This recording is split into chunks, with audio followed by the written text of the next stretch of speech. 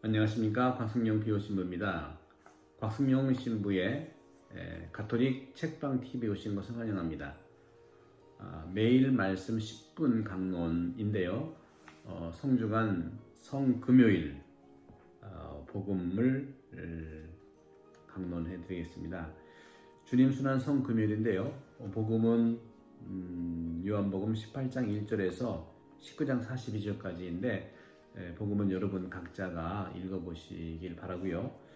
저는 주님 순환 성금요일에 해당되는 제목으로 내 십자가를 져라 하는 그런 주제로 십자가에 대한 말씀을 좀 나누도록 하겠습니다. 선교사들은 외국의 먼 땅으로 복음 전파를 하기 위해서 떠나죠. 그 떠나기 전에 교황님께서 선교사에게 무엇인가를 목에 걸어주는 예식을 하십니다. 물론 교황님께서도 하시고 또 교구에서는 주교님께서도 하시고요. 수도원은 장상들이 하시는데, 그러면 무엇인가를 목에 받아 거는 예식인 그건 무엇일까요? 선교사가 파견되는 그 미사에서 또는 그 예식에서 장도에 오르기 전에, 복음 전파 장도에 오르기 전에 그 장상, 교황님께서 또 주교님께서 수도 원장께서 예식에서 무엇인가를 목에 걸어주는데 그것은 바로 십자가입니다. 주교님들도 십자가를 이렇게 달고 다니시죠. 근데 사제들은 달고 다니지 않아요. 사제들 달고 다니는 주교님의 표시이기도 하고 그런 것이 있기 때문에. 그런데 주교님 같은 십자가는 아니더라도 또 선교사도 십자가를 목에 걸고 다니죠. 과연 그러면 십자가가 무슨 의미를 그렇게 내보이고 있을까요? 십자가의 모양을 자세히 보면 볼수록 다양한 예술가들의 작품들로 거의가 다르게 제작됩니다. 특히 오늘날 묵주도 그렇고요. 성물이 어마어마하게 아름다운 작품으로 변해서 정말 아름다운 작품. 장식이 화려한 십자가, 또 매우 단순한 십자가, 또 저는 또 개인적으로 좋아하는 것이 뭐냐면 부활하신 그 예수님을 표현하기 위해서, 부활하신 영광의 십자가를 표현하기 위해서 판에서 예수님 이 십자가 모양을 하고 그걸로 뚫어놨어요. 그러면 그 판에서 예수님 십자가 모양을 뚫었는데 십자가 안 계시고 부활했으니까 나간 것이죠. 이렇게 영광의 십자가가 있는가 하면 또 고통의 십자가도 있어요. 근데 대부분 아직도 우리 가톨릭에서는 고통의 십자가 매달린, 처절하게 매달린 순환의 십자가를 많이 모시고 있죠. 요즘 또 성당 짓는, 한국에서 짓는 성당은 또 어떻게 보면 십자가 다 떼내버리고 몸통만 있는 성당도 있고요. 그러니까 다양합니다. 정말 다양한 모습이에요. 그래서 제가 말씀드린 것처럼 특별히 저는 부활한 영광의 십자가를 좋아하는데, 네모난 나무판에 예수님께서 부활하신 것을 나타내 보이려고, 예수님께서 금방 십자가에서 내려온 모습을 보이려고 나무판에 십자 모양의 구멍을 뚫어 만든 십자가죠. 또 제가 아는 분이 성물 사업을 또 시작했답니다. 그래서 조만간 출시가 되는데, 구리뱀 십자가, 우리가 구약성경에 이제 불뱀이 이제 내려와 사람들을 죽이니까 이제 구리뱀으로 또 모세가 사람들을 살리는 그런 것에 이제 영감을 받아서 보통 우리 예수님 십자가에다가 구리뱀을 이렇게 좀 이렇게 말아가지고 이렇게 좀 그린 십자가인데요. 또 의미가 있는 것 같아요. 원죄로 인한 뱀을 우리가 원죄 없는 십자가, 구리뱀을 이긴, 그 원죄의 뱀을 이긴 성모님께서 밟았지만 바로 후손인 예수님께서 이제 구원하시는 거니까. 그리고 또 불뱀으로 죽은 백성들을 구리뱀으로 살렸다는 차원에서 구리뱀의 의미에 구원의 의미까지 같이 겸한다면 이것도 뭐 신학적으로는 뭐 괜찮다고 생각합니다. 그러면 왜 이렇게 십자가가 그 모양이 매우 다를까요? 왜 다를까요? 십자가는 그리스도의 계시를 나타내는 최고 심오한 신비를 담아내고 있는데요. 그런데 십자가의 모양이 예술가와 또 신학자가 생각이 달라서 그럴 수도 있어요. 예술가는 신학을 하지 않았잖아요. 신학자는 예술가 형태에서 십자가를 만들지 기술을 하지 않잖아요. 그래서 예술가와 신학자가 같이 만나야 됩니다. 하여간 예술가들은 미적 예술을 표현으로 해서 나가고 있고요. 신학자들은 신학적 중심, 의미를 중심이 두다 보니까 서로 간의 이해에 어떤 차이가 있는 거예요. 그래서 초기 그리스도인들에게 십자가는 중요한 예술품도 장식품도 더욱더 신학적 성찰도 아니었습니다. 십자가는 그리스도인의 존재 근거, 즉 신앙을 담아내는 신자 정체성의 존재론적 실체였다는 거죠. 인간 역사 안에서 그 시대의 가치가 십자가와 만나서 예술작품으로 이제 승화됐고, 또 그런 점에서는 우리가 이 성찰을 낸 그런 차원에서도 본다면, 하지만 아무리 시대가 바뀌어도 변할 수 없는 것은 뭐냐면, 예술도 좋아요, 신학적 성찰도 좋아요. 중요한 것은 십자가의 본질이 뭐냐는 거죠. 십자가의 본질은 그것이 황금이든 그것이 나무든 그것이 동이든 그것이 다이아몬드든 다 똑같습니다. 재료가 중요한 게 아니에요. 십자가가 드러내는 본질이 뭐냐는 거죠. 그 본질은 구원을 위한 것인데 바로 악과 죽음과 죄에 대한 승리의 표징이라는 거죠. 사람을 이기는 게 아니에요. 악과 죽음과 죄에 대해서 이긴 징표라는 것이죠. 그런데 요즘 보면 현대인들은요, 십자가를 보고 더 이상 놀라거나 감동하지 않습니다. 옛날에 김지아 시인이 쓴 금관의 예수 작품에서도 나타나지만, 요즘 십자가는 황금으로 온갖 장식을 한 화려한 모습으로 치장하는 경우도 있어요.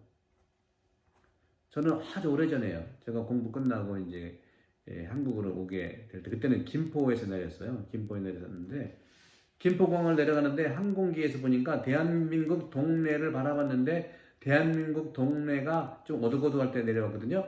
온통 빨간 십자가로 물결이 이루어졌어요. 저는 그래서 이건 적십자 활동을 하나? 외국인도 그렇게 생각하는 거죠. 적십자 활동을 하는구나. 아, 대한민국은 적십자 활동을 전국적으로 하고 있구나. 동네마다 붉은 십자가를 매다는 교회, 공원 묘지 등 무덤 앞에서 장식하고 있는 또 십자가, 귀걸이 십자가, 목걸이 십자가, 심지어는 피어싱 십자가까지 무성합니다. 십자가의 본질을 우리가 바라봐야 되겠죠. 십자가의 본질은 우리에게 영생을 주시겠다는, 영원한 생명을 주시겠다는 약속한 구원의 표징입니다. 그런데 우리는 장식으로 십자가와 신앙 교리가 거기에 따른 십자가들 사이에서 과연 얼마나 체험의 십자가를 진지하게 만나고 있느냐, 우리 삶 안에서 십자가의 체험이 과연 존재하느냐, 십자가는 많이 달고 다니는데 과연 십자가의 그런 체험을 하고 있느냐, 예수님의 삶에서 있었던 그런 십자가 체험이 나에게서도 이루어지고 있느냐 하는 것을 아주 세게 바라봐야 되겠죠. 그런데 우리가 그런 점에서 추구하고 있는 십자가는요, 아까도 말씀드린 황금이건 다이아몬드건 나무건 그 가치는 오직 한 가지, 고통을 짊어진 가치라는 것이죠. 고통의 가치, 고통을 짊어진 가치라는 것을 잊지 말아야 돼요.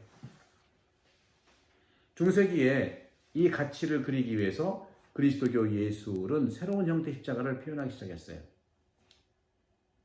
그리스도께서는 고통당하는 사람으로 대표되는 인물이었죠. 그리스도께서는 그 고통 속에서 하느님의 사랑과 희망을 발견하셨어요. 따라서 고통, 죽음, 아픔, 이것은 피해야 할 적이 아니라 우리 삶에서 짊어지고 앞으로 나가야 되는 동료예요. 저는 거의 한 13년 전에 저희 어머니께서 이제 한 달 이상 병원 중환자실에서 고통을 받으셨거든요. 어머니의 그 모습을 봤는데 정말 잊을 수 없는 건데, 사람은 고통을 받으면 받을수록 모태 속에 아기 모양을 취한다는 사실을 확인할 수 있었어요. 어머니가 얼마나 고통스러웠는지 양쪽 다리를 바짝 몸쪽으로 당겨서 제가 보았을 때 다리가 없는 걸로 착각할 정도였어요. 몸의 십자가라고 생각합니다. 그것이. 십자가의 표지는 십자가는 죽음을 표현하지만 그리스도의 십자가는 죽음으로 죽음을 이기신 승리를 상징하고 있다.